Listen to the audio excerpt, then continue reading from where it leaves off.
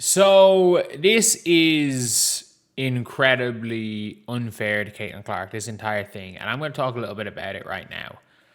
We are going to be talking here about the whole post-game situation where you have,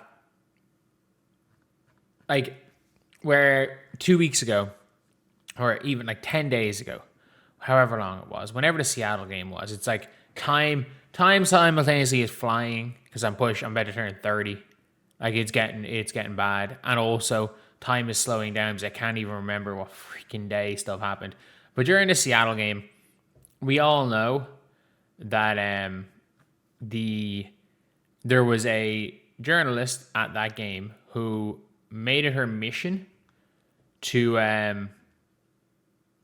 try to get Caitlin Clark to answer a non-basketball question. And while getting her to answer that non-basketball question, they were trying to throw her under the bus because it was a question that no matter what answer she gave, it would cause a shit show. And that reporter is again somebody who's despises Caitlin, is referred to her as a white teenage boy. And then you've got other now reporters from the other extreme that essentially asked Caitlin Clark the same question. And then when she decided she didn't want to answer it and gave the most diplomatic, middle of the road, uncontroversial answer, they're now attacking her because basically she's now, going against her teammate Sophie Cunningham. And I'm going to be very clear here. There is one person, like I'll tell you for a fact, that Sophie Cunningham, that doesn't want Caitlin Clark coming out to defend what Sophie Cunningham said, and that's Sophie Cunningham. Even with Cheryl Reeve, lip readers have basically said that she basically thanked Cheryl Reeve for not trying to defend her publicly. Because at the end of the day, by all accounts, whether you agree with Sophie's opinion or not, she is, from every single person I've heard that's ever been around Sophie Cunningham, an extremely pleasant person to be around. And her opinions are her opinions. She doesn't want anyone dragged into that. It is her opinions are her opinions. She's not going to not say her opinion, but also she's not going to expect anyone to defend her opinion. But now you've got the Indiana Fever refusing credentials for certain journalists. The same credentials that the same journalists that were trying to get into the Lynx game were then trying to get credentials for the Fever game, and they're getting refused credentials. Why are they getting refused credentials? Because the Indiana Fever know, just like why the Indiana Fever did not put Caitlin Clark out in Seattle, because they knew that journalist was going to ask a question, and they knew it was going to have nothing to do with basketball. They know that these quote-unquote media, I'm going to say quote-unquote media sources because they are. And these media sources don't want Caitlin Clark to answer a basketball question. It is as simple as that. And I'm going to give props to the Indiana Fever because it's so funny the way the crowd that want Caitlin Clark to speak out and everything, when she does, it's never good enough, which is completely unfair to her. And then the crowd that push for every other player to just shut up and dribble. When a player is shutting up and dribbling, who they want to push a narrative, who they think is on their side and wants to push a narrative they want, that's a problem too. At the end of the day, I don't know what Caitlin Clark's stance on that whole topic is. I don't care what Caitlin Clark's stance is.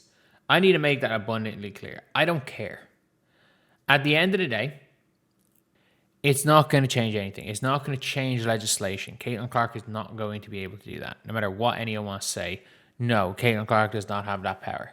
But again, we have seen in the last week, Seattle Storm game was only 5 days ago, but we have seen in the last week that when it comes to Caitlin Clark, it doesn't matter what side of the extreme you are on. If you are one of these people that is essentially a political media and you disguise that yourself as sports media, but you're really a political media, which is fine. And you can do what you want. Your readers are there for a reason. They can read whatever they want to read. Like, they're there for a reason. You've got your readers. You've got your listeners. It is what it is. That is your job. Everyone is entitled to give their opinion on certain topics. But the thing is, when a player doesn't want to get involved in any of that, when a player wants to shut up and dribble, they should be allowed to shut up and dribble. And that goes for everything in life. Like, I'm sorry, if a person wants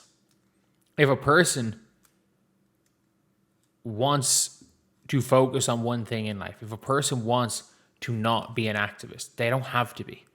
And we've seen that from Caitlin Clark being almost, they're trying to push her into being an activist.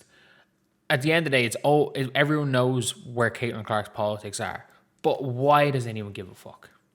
Why does anyone give a fuck? Like, these are situations on both extremes. When you've got Dave Portnoy sounding like a sane person, like Dave Portnoy quoting people basically being like, just let her play. She clearly doesn't want to answer these. Just let her play basketball. We enjoy her playing basketball. When Dave Portnoy is sounding like a sensible person in arguments, you know you're so far off the beaten track. Like, if Dave Portnoy, if what he is coming out with sounds reasonable, sounds like level-headed and reasonable, you know you are so far in one extreme that you're too far gone. At the end of the day, it is now a situation with Caitlin that, yeah, I mean, we're seeing unhinged shit being written about Sophie Cunningham. And do I agree with any of that? No. Do I think Sophie Cunningham cares about any of that? No.